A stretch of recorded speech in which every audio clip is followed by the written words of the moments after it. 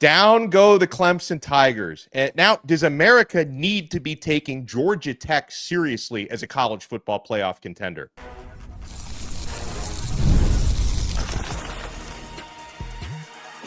You are Locked On ACC, your daily podcast on the Atlantic Coast Conference. Part of the Locked On Podcast Network, your team every day. Shout out to the Everydayers. Happy Monday, and thank you for making Locked On ACC your first listen. He is Kenton Gibbs, former NC State defensive lineman and co-host of Locked On Wolfpack. I am Alex Donno, host of Locked On Canes. We love the Everydayers, and today's episode of Locked On ACC is brought to you by FanDuel. Right now, new customers can bet just $5, and if your bet wins, you'll get $300 in bonus bets to use across the app. Download the FanDuel app today.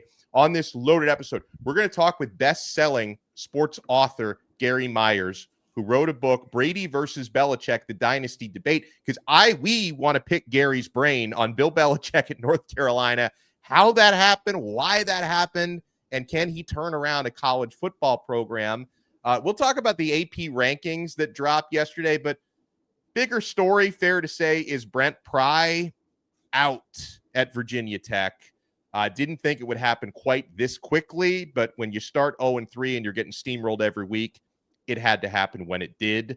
But Kenton Gibbs, I mean, the story outside of the Pry firing, and I would argue the even bigger story of the weekend, was what Georgia Tech was able to do to the Clemson Tigers. Now, Georgia Tech was more physical. They led for most of the game. Clemson did put themselves in position, though, to make it a knock them out, drag them out fourth quarter type game before Georgia Tech kicker Aiden Burr, who not only went 3 for 3 in the game, lines up for a 55-yard game-winning kick at home and made himself the big man on campus by drilling that as time expired. So Georgia Tech had beat Clemson 24-21. Kenton, let's start with the Clemson side of it. We started the alarm bells last week, and here we are. Donno, my week one had a lot of people doubting me. A lot of people saying, oh, that Kenton guy, he doesn't know ball. If he picked your team this week, you were going down. He doesn't know no ball. Okay? This game here, this week here was a redemption week for me. Yeah. Because from the Clemson side of things, I had concerns about their ability to stop the run. And if you cannot stop the run, guess who you do not want to see on your schedule in the ACC? The team who uses their quarterback as a battering ram, Georgia Darn Tech, okay?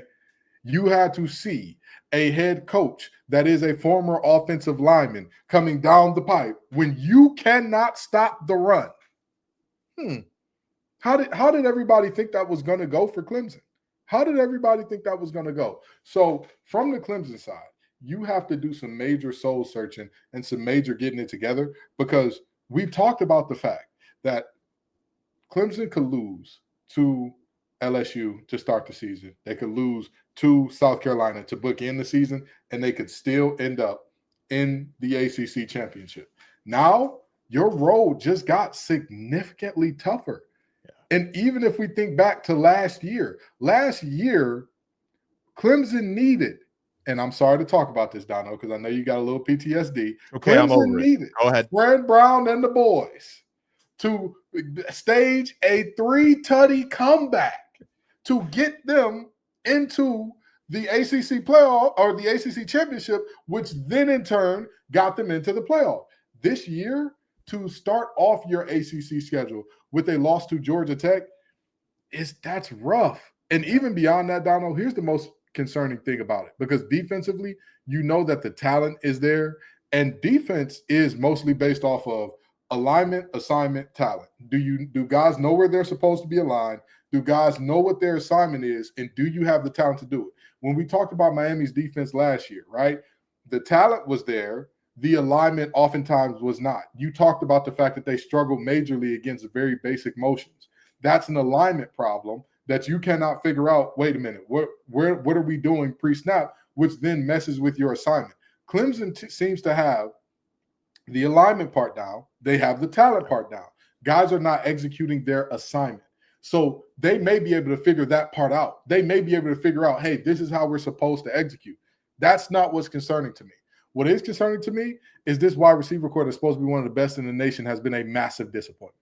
Yes, what sir. is concerning to me is your Heisman darling quarterback has not played like a Heisman darling. That chain is looking funny. It's looking funny in the light, Donno. They said fake diamonds don't shine at all in the dark. Some folks still blink. It ain't shining at noon, Donno. His chain not shining at noon. Too much enamel in that thing. Too much cubic zirconium in that thing. So there's absolutely a lot to be concerned about with Clemson, but I'd say I'm more concerned about the offense than anything else. Yeah, so I pull up the Associated Press rankings here, which dropped on Sunday, because we can use this to segue into the Georgia Tech side, because obviously we alarm bells with Clemson, but credit to Georgia Tech, who Kenton, they're 3-0 now. They just beat number 12 in the country, and I feel like this is one of those situations where, again, you have that, you live that charmed life in the rankings when you're in the preseason rankings, and now they don't really know what to do with teams like Georgia Tech and Vanderbilt at number 20, who I think both deserve to be higher. So Georgia Tech knocks off number 12. They're 3-0, yet they come in at number 18. I mean, you talk about living a charmed life. Notre Dame is 0-2, and they're number 24. They've both been competitive losses, obviously, against good teams, but Notre Dame is at number 24 at 0-2. Georgia Tech comes in at number 18. I believe the Yellow Jackets, based on the early season resume, should be ranked higher, and I think we have to look at Georgia Tech, and obviously I look at my Miami Hurricanes as well, who put belt to behind on USF over the weekend, who deserve to be where they are at number 4. Florida State is up to number 7 now, but I look at Georgia Tech as a legitimate threat, keeping in mind there are other successful teams in this conference right now. Georgia Tech needs to be taken seriously as an ACC championship contender and thus a college football playoff contender. Yeah, they absolutely should be. And I'll tell you what, at the end of the day, you think about the two things that travel, run game and defense. Georgia Tech has a high clip of both. They have a very high clip of both. They play good defense. They run the ball well, and so that's something that you have to look at and say, down the stretch, they're going to be a threat. They're going to be a team that gives people problems. Now, granted, at some point in time, with Georgia Tech now being the hunted instead of the hunter, people are going to be more tuned in to, all right, what do the numbers tell us, right? All of the motion, all of the misdirection, all of that. At some point in time, you just got to line up and punch people in the face. And that question is going to be remaining there for Georgia Tech. But I will tell you, you can take nothing, not a darn thing away from the Yellow Jackets right now, because we all knew against Colorado, they were going to be the more physical team. Yep. Yeah. There was not going to be a doubt up front. That was going to be what it was. Against Clemson, however, Clemson with 2 defensive linemen that everybody's saying, hey, they're going to be waiting in the green room for about 20 minutes before we hear their names called next year. That's a different story. A Clemson team that had 4 offensive linemen that were first team all conference, or 3 offensive linemen that were first team all conference, to be more physical than them, that definitely says something. Georgia Tech is living really, really good right now. And I'll tell you this, Donno. I'm gonna say one more thing. I'm gonna give you one stat, and then I'm gonna turn it over to you. Georgia Tech does not have a single team left on their schedule in terms of ACC play that meets the following criteria: was rated in the upper half of the preseason power rankings by most folks, and is currently undefeated in conference play and in general on their schedule. They don't have a single team like that left. They've got Wake Forest, Virginia Tech, Duke, Syracuse, NC State, Boston College, Pitt. That's the rest of their ACC schedule. So when you talk about a playoff contender, I mean, Donno, which one of those games do you think they're going to be underdogs in terms of ACC? Yes, against Georgia, they'll very likely be underdogs regardless of what happens the rest of the way. But, I mean, Wake Forest, no. Virginia Tech, no. Duke, probably not. Syracuse, no. NC State, no. Probably not. Boston College, no. Pitt, probably not. So here's the way that I look at it then from a Georgia Tech point of view. So the other top 2 teams in the ACC right now are Miami, who's number 4 now. They moved up a spot, and Florida State, who's top 7. But Miami, Florida State, they play each other. So if you look at this from a Georgia Tech point of view, you're in the driver's seat right now to get to the ACC championship game, and whoever wins between Miami and Florida State, that could be potentially an elimination game for whoever loses that game in a few weeks. So that's where I'm looking right now if I'm Georgia Tech. But I want to take a look at some of the other most surprising results, good and bad, in ACC's Week 3 slate when we come back. Plus, Virginia Tech Hokies have fired head coach Brent Pry. You want to keep it locked right here. We're only getting started on Locked On ACC. We're only getting started, folks, with the game cap. And you see, that's what Kenton Gibbs has it on. Quick question for all the college football fans out there. If you could go back in time and sit front row at your school's biggest rivalry game, what hat would you be wearing? Yeah, I said that. For me, and obviously for Kenton, it's the game. These aren't just hats. They're the same vintage styles that fans wore back in the 80s and 90s. And guess what? They still go for the same price they did back then. When you use code Locked On, you're going to get your vintage hat for $16.99. I mean, look at that, Kenton. And you obviously didn't play so long ago at NC State, but when you were watching the film of the vintage teams from the early 90s and the 80s, you were seeing them wear that beautiful hat that you have on. Absolutely. Everybody remembers Surviving Advance, baby. Everybody remembers Jimmy V and the bags being packed. And this was the hat that was featured prominently in that 30 for 30 because this is a heck of a design in terms of NC State lore. So head to thegamecaps.com. Grab your team's classic bar or retro circle design and use code Locked On for an exclusive discount because legends wear the game. All right, my friends, we are also proudly brought to you by 5 Hour Energy here on Locked On. It's how I got my pep in my step today, and caffeine just got a flavor upgrade. 5 Hour Energy shots deliver tasty caffeine in 17 bold flavors. Each 2-ounce shot packs the caffeine of a premium 12-ounce cup of coffee plus B vitamins and nutrients with 0 sugar and 0 crashes.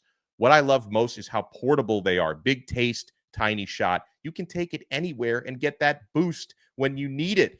Guys, I love the berry flavor. I love the grape flavor. That's been my favorite for so many years. It's refreshing, gives me that quick lift before a busy day.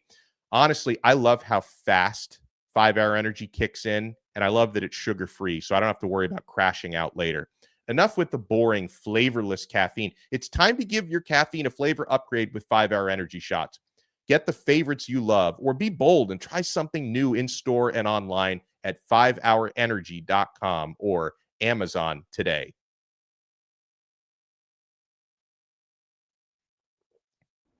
Thank you for making Locked On ACC your first listen.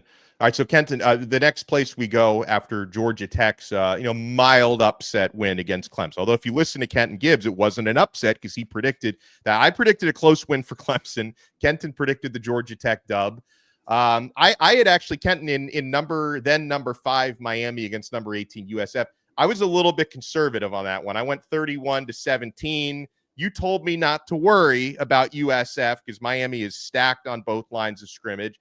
And the Hurricanes, quite frankly, Kenton, I've covered Miami for a very long time, and I go back even farther as, growing up a fan of the U. This is probably the most, balanced Hurricanes team and the toughest that I've seen since, the early 2000s, lingering a few years after the last national championship. Ruben Bain and Akeem Mesidor on the edges have basically been unblockable so far. Miami's offensive line is as good or even better than you'd think a Mario Cristobal offensive line should be. Carson Beck is playing really well, and despite the fact that Kenton, Miami had to replace their top 6 pass catchers from last year, you've got receivers like C.J. Daniels, Malachi Toney, and now true freshman Joshua Moore, Keelan Marion stepping up left and right. The running back is working well. Mark Fletcher had a big day against USF. Listen, I've been following Miami long enough to know that, sometimes things can go wrong down there in Coral Gables, but this looks to me like the type of team that can contend into and through the playoffs. Donno, I'm not joking when I say this. This is the perfect storm for Miami. If Miami cannot win the ACC this year in particular, they will never do it. If Miami cannot be a playoff team this year, I am guaranteeing you, as sure as the sun rises on the east and sets on the west, they will not do it. Because who could have predicted how Clemson was going to look? Who could have predicted that? All of this talent returning. When you think of, even if you take away the name, right? Even if you take away the name, if I were to tell you there was a double-digit win Power 4 team who won their conference last year, and they went to the playoffs, had a really good showing against a really good team, but came up a little short, right? But played the best game passing the ball of any team that played the team that they lost to all year, right? And they returned 84% of their production. You would have said, oh, that's a surefire slam dunk. They're going to be phenomenal. Again, take the name off the side of the helmet. We don't even got to say you've got a multi-time winning, a national championship winning head coach. Just those things alone add up to that team's going to be phenomenal. Clemson has looked pedestrian at best so far this season, right? Yeah. Florida State, who is resurgent, is just that. They are resurgent. And also, I'm going to be honest, we haven't really put a diamond tester up to their chain yet. With all due respect to Florida State, we ain't really we have not seen them against a team that knows they were coming and expected them to be really good. Everybody expected Alabama looked completely, and it's still like Florida State beat Alabama. I do not take that away from them, but absolutely, they didn't look like Bama. They didn't look prepared. And how many times have we seen under Kalen DeBoer that is the story? They are unprepared against unranked teams. That's just the fact of life, right? They had more losses to unranked teams last year than ranked teams. Interesting fact about that Alabama team from last year. So you look at this and you say, well, what's going on here? Who are they really? The only team that has lived up to what they're supposed to be so far, that was in that upper echelon, that was in that, hey, this group, we don't really have that many doubts about them, is Miami. And Miami's having guys making plays that you were not thinking about at all. Yeah. Donno, you're the Miami guy. Was Malachi Tony expected to be an impact player as soon as he stepped on the field in the way that he has been? Not quite. I knew he was going to be a player, but to see him do what he did against Notre freaking Dame week 1 as a 17-year-old, I wasn't quite expecting that. The boy can't even get into 18 and up clubs yet. Y'all remember what it was like back then when you never mind, we ain't gonna go there. But the young man can't even get into an 18 and up club yet, and he's making one of the best defensive back groups in the country, or at least we expected them to be. They haven't looked like it so far, but a group that we expect to be one of the best in the country look like fools. Yeah. Miami's got receivers out there making hellified plays everywhere. So this team here, they have got to do it. Because everything is rolling in the right direction for them. And again, you talk about what travels, run game and defense. You've got a literal hurricane coming off the edge in Ruben Bain. And you've got a stalwart, a stonewall, a Mr. Everything in CC Maui Noah on offense. This is Miami's year to win the ACC. Meanwhile, this is a crossroads in Blacksburg, Virginia. And Kenton, I think the fact that you and I made an executive decision not to lead off the show with a coach being fired, I think tells you a lot about how far Virginia Tech has fallen off since the Frank Beamer days. The Virginia Tech Hokies, they didn't just lose to Old Dominion, and this happened again at home. They got demolished 45-26, and it wasn't that close. Like Old Dominion, what were they up 31-0, and then they took their foot off the gas. Like Virginia Tech didn't show up, and they didn't show up in the second half at all against Vanderbilt. They actually they showed a little something on defense against South Carolina for a bit, but Virginia Tech is 0-3, and their former head coach Brent entered the season as the consensus hottest seat in the Atlantic Coast Conference. Doesn't make it 3 weeks, and I'm not going to question that decision, Kenton. That move needed to be made. Brent Pry has been fired. Donno, we're talking about two Big East teams that were headed in exact opposite directions, right? When you think about the teams out of the old Big East that came over to the ACC, it was a situation with Miami where they've had some down times, and now they're headed upwards. And you're looking at a Virginia Tech team that came in to the ACC and basically for years had a chokehold on the Atlantic in a very meaningful way. And oh, how the mighty have fallen. Oh, how they have come in and had so many problems with everything that is going on after Beamer. You're absolutely right. You cannot bring a Power 4 coach back that starts off the season 0-3 with 2, and mind you, this was year 4 for Pride. You come into year 4 with a losing record overall. You're 0-3 in your first 3, and 2 of those games were non-competitive for a good chunk of the game. The entire second half against Vanderbilt, non-competitive. That was not a competitive football game. The entire game against ODU until they decided, all right, let's calm down. You had ODU players in the end zone hitting college football 26 celebrations in the end zone. Yeah. Doing the whole step back crossover fadeaway into the trip out on your field. Blacksburg used to be hallowed ground. You used to have to respect that place when you came in, regardless of how good or bad of a year that team was having. So when I look at those things in conjunction together, Virginia Tech is a proud university with a proud tradition, and they should not be mocked. They should not be laughed at. They should not be a national laughing stock to the level of, with all due respect, a UCLA, perhaps, right? Who has also fired their coach. But with all due respect, the Bruins don't have the same legacy that Virginia Tech has. They just don't. They don't. Westwood is known as a basketball place. They're known, John Wooden did all those great things. Kareem Abdul-Jabbar back when he had a different name that's great. UCLA has never been the spot that people think of in terms of if you want to play some good football, that's where you go. And so to see that Virginia Tech has fallen off to the point where UVA players are saying, hey, class of 26 recruits, you know where to come. Just for reference, Donno, that's a rivalry that's played every year. And I want you to guess how many times Virginia has won it since the year of 2000. It's year 2000, I don't know, 5 times? Twice? 2003 and 2019. Wow. Twice. Yeah. Wow. And that school is now looking at you as if their coach's seat isn't hot as fish grease in the middle of July. Yeah. Now, mind you, he still got a seat, so I guess you can say that if you're them. Yeah. But it's a really tough situation. All right, so the last thing, we're going to talk with best-selling author Gary Myers here in a few minutes about Bill Belichick at North Carolina. He wrote the book Brady versus Belichick, The Dynasty Debate. But okay, so Virginia Tech needs a new head coach, Kenton, and the coaching search has effectively started. I've been trying to look at like coach candidate hot boards.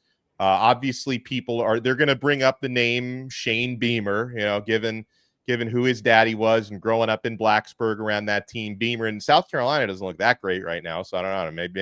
Maybe he will want to go try to finish the job that dad started there. But Shane Beamer would be like, I guess, the pie in the sky for them. I see like Alex Golish, who's the coach at USF, may be on their hot board. I've even seen some folks wondering about the most famous Virginia Tech alumnus, Michael Vick, who is very green in the coaching season at Norfolk State right now, but I've even seen him show up on some hot boards. Michael Vick coming to Virginia Tech. I mean, any specific name you want to go all in with, or what sort of profile do the Hokies need for their next head coach? Because I think this is the most important time in the history of their football program since things fell off the tracks. Hokies, if you can hear the sound of my voice, Virginia Tech Board of Regents, if you can hear the sound of my voice, look at another technical school in the ACC and look what they did. They gave an unproven position coach that is an alum of that school and loves that school a chance. And look what he turned them into. Yeah. This is J.C. Price's job. Yeah. Give him the interim tag and let him cook for the rest of this season. And if he gets you about 4 to 5 wins, really, to me, with the rest of Virginia Tech's schedule, if he gets you 3 wins, give him at least 2 years to be the guy. Give him at least 2 years to be the guy. But I'm telling you, a lot of those guys that you're talking about, those pie-in-the-sky guys, Donno, let's be honest. Is Blacksburg that attractive of an option right now? I wouldn't think so. Regardless of what these last 2 coaches have done, you will always live in Beamer's shadow until you do something special there. That is a team that does not have the most resources in the world, with all due respect. They don't have the resources of some of the bigger schools, but you know what they do have? The pressure of one of them. Yep. Virginia Tech is on the borderline where I don't think you'll get fired if you win 8 games a year there for forever, but fans will start to get restless after a while. Yeah. There are many other schools that if you're goalish, you could go to that school and 8 games a year, they'll build you a statue. They'll build you a statue, and then you can get the big money job where there is more pressure. There's plenty of schools where, I mean, Shane Beamer is at one of them. If he wins 8 games a year at South Carolina and beats Clemson regularly, they're happy. South Carolina is not going to fire you for that, brother. So right. I think that this is a situation where you start off giving J.C. Price the interim tag, let him kind of cook there, and then when you go from there, I think that your next hire has to be a guy that knows, like, hey, I really want to be here. I really want this bad, because this ain't just a job for the faint of heart. This ain't a job for we're going to be good in a year. No. You've got to reestablish some important recruiting ties there, and you've got to really dig in to be great in Blacksburg. All right, when we come back, we're going to talk about Bill Belichick at North Carolina with best-selling author Gary Myers. You want to keep it locked right here. We're not done yet on this brand new episode of Locked On ACC. I'm so glad it's football season. Guys, this episode is brought to you by Prize Picks, the daily fantasy app where making the right call can actually pay off. You and I make decisions every day, but on Prize Picks, being right means cashing in. With football back, Prize Picks is the simplest and fastest way to get in on the action. Just pick more or less on 2 to 6 player projections, and you can turn your takes into real prizes all in less than 60 seconds. That's how long it takes to make my selections, guys. Less than a minute. It's quick, easy, and honestly, it's my favorite way to follow along with football. I've been using Prize Picks since 2021. It's such a fun way to stay locked in.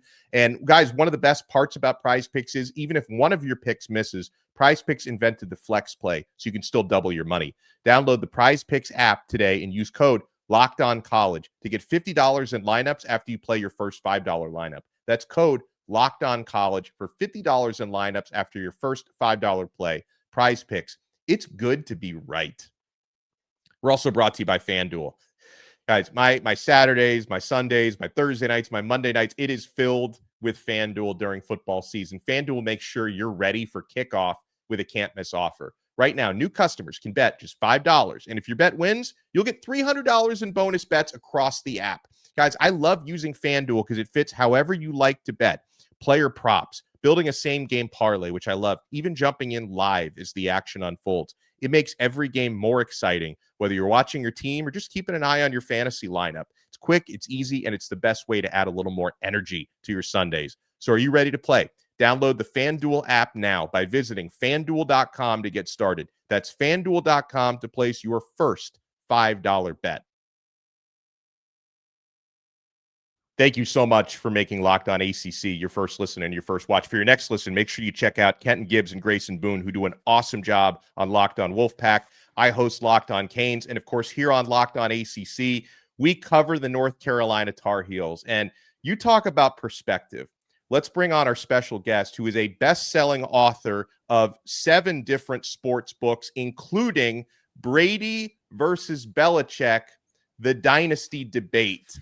And who better to pick a brain on Bill Belichick than Gary Myers, who joins us. Gary, welcome to the show. And I got to ask you, with all the research you've done on Bill Belichick and the Patriots dynasty, were you surprised at all when we got that news several months ago that Bill Belichick is taking a college head coaching job at North Carolina?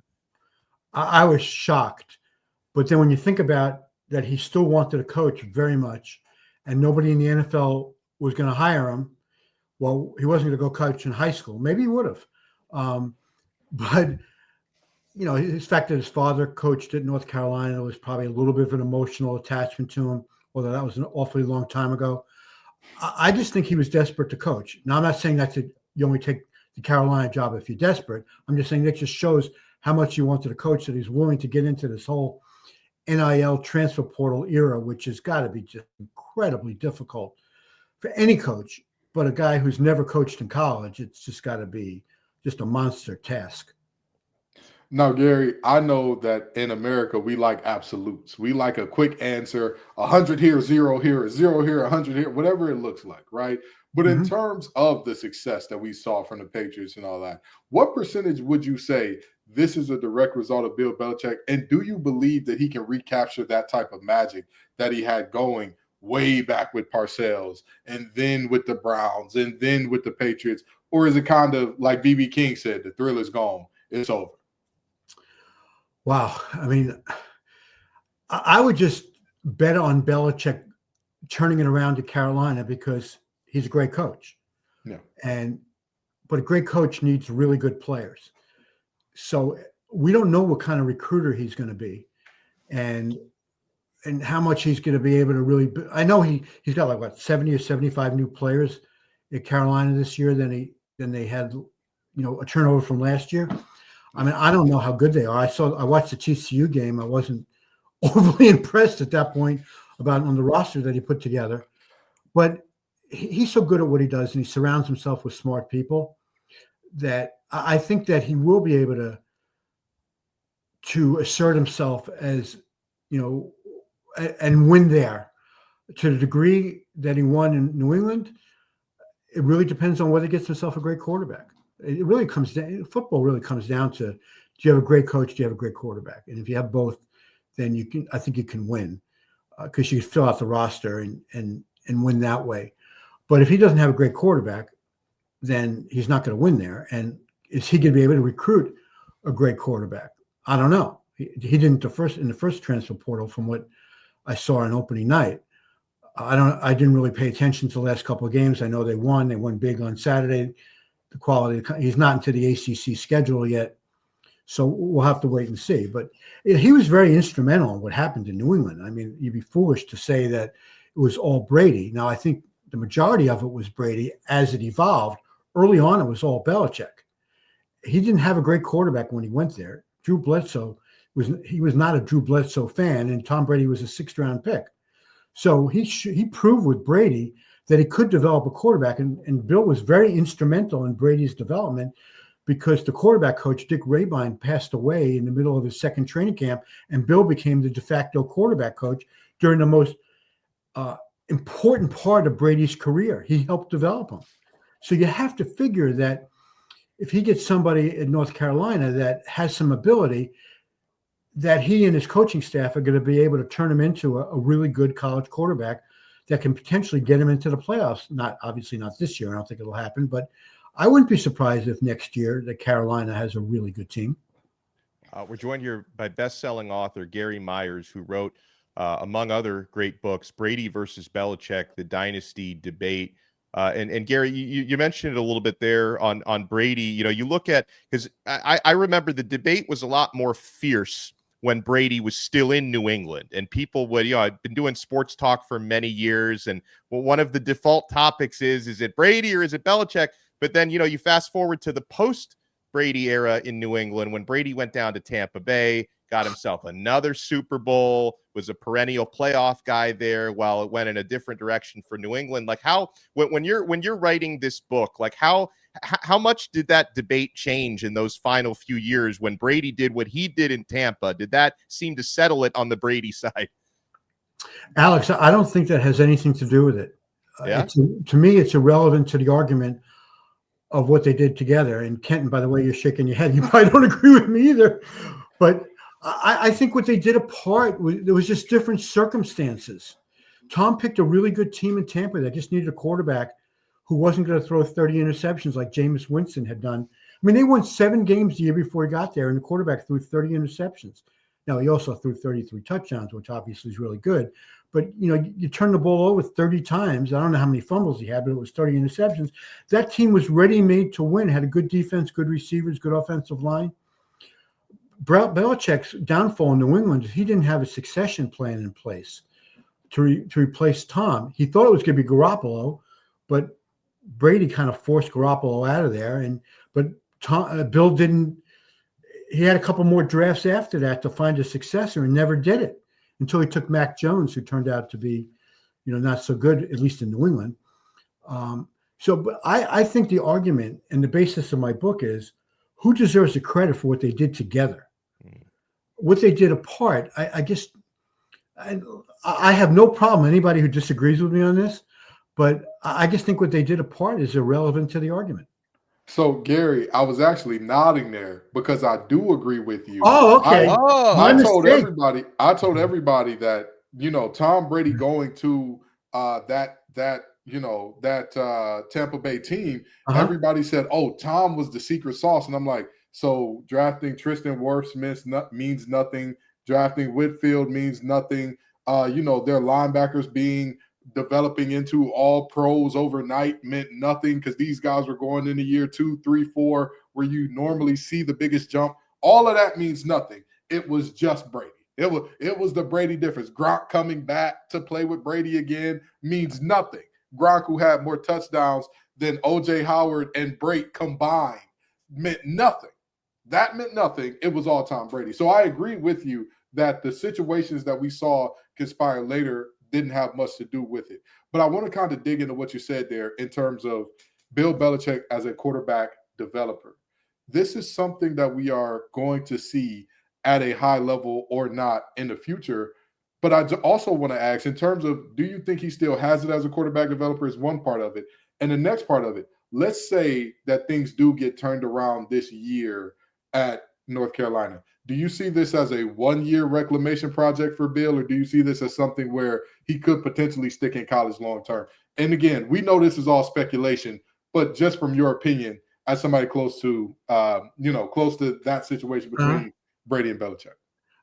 I mean, that's a really good question. Now, are you saying a one and done because he wins this year?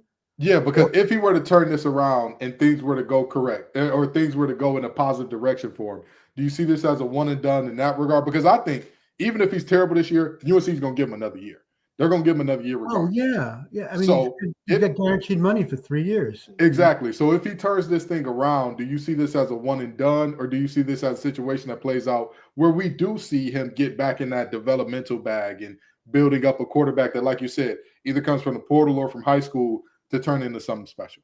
No, I don't think this will be one and done unless something unforeseen happens and they fire him.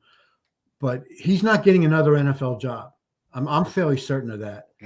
And if he starts to turn around this year, it's his chance to say, I can join, Jimmy Johnson, Pete Carroll, and Barry Switzer as the only coaches to win a national championship in college and a Super Bowl in the NFL. And that'll take his legacy to another level if he can win in college. I don't. You guys know more. I don't follow college football except for Michigan because my son went there. So I'm not really into the whole stuff. I wouldn't imagine that Carolina has much of a chance to make the playoffs this year, right? Hell would have to freeze over. We're being honest. So they'd be wearing meat coats in Dante's A circle.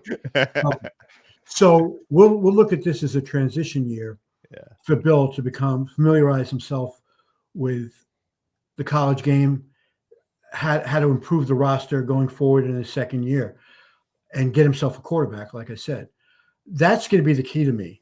I don't see, unless they were to win the national championship this year, which I guess they can't do unless they make the playoffs, and you say they're not going to make the playoffs, so I believe you. I definitely think he's good. If it's his choice, he'll come back next year. The only reason it won't be his choice if I can't even imagine what that would be, and they just, the Board of Regents or whatever at Carolina doesn't want him back. But I don't think he looked at this as a one-year thing. I think he's made a commitment there, and he's got something to prove too. Because even though I don't factor it into the Brady-Belichick argument in New England and in my book, I think he does need to prove he can win without Brady, just for his own overall legacy. It would be better if he was in the NFL and can prove he can win a Super Bowl without Brady. But if he can win a national championship at a basketball school like that, and that's how we in New York look at Carolina, it's a basketball school. If he can go down there and there's no reason in my mind I know it's a great school academically. There's no reason it should be a basketball school, not a football school. If he can go down there and turn it around and win big there, then that'll do wonders for his legacy. And listen, as much as he can possibly say he doesn't care about stuff, he cares about that stuff. And believe me, it eats away at him at people saying he can't win without Tom Brady because he didn't win before he had Brady and he didn't win after he had Brady. He wants to do that. Well, guys, let me tell you, our guest here, Gary Myers, he is the author for The Sports Junkie. You want to check out his new book, Brady versus Belichick, The Dynasty Debate. Gary's written multiple bestsellers on sports. Make sure you check him out. Amazon. Is there Gary, what's the best spot to get the book? Is it Amazon? Is there anything else you want to plug? Amazon, barnesandnoble.com, any of those online, those websites that you can pre-order books. And then tomorrow, the 16th, it'll be in bookstores if it's not already. I'll tell you this. I walked into a bookstore on Fifth Avenue the other day, and I was early for an appointment, and I just said, I don't tell them who I am. And I just say, you getting this book, Brady versus Belichick, in? And they go, let me look it up. And they go, I think we got it early. We've had it in. And this was a week ago. So I went downstairs to where they keep the sports books, and my book was there. So it might already be in bookstores, depending, but definitely tomorrow. That's fantastic. My favorite bookstore is Closed in Borders, RIP. But I'm going to be sure. I'm going to be sure to walk in there and get one of yours. Had to convert from Borders to Barnes and Noble. Gary Myers. Tell you, I really support the independent bookstores. Yes, sir. That's where I like to buy my books. Yeah, no doubt. Well, make sure you get Brady versus Belichick, The Dynasty Debate. And what insight tremendous we got here from author Gary Myers. Huge thank you to Gary, Kenton, all the everydayers. We'll talk to you next time on another episode of Locked On ACC. We are part of the awesome Locked On Podcast Network, your team every day.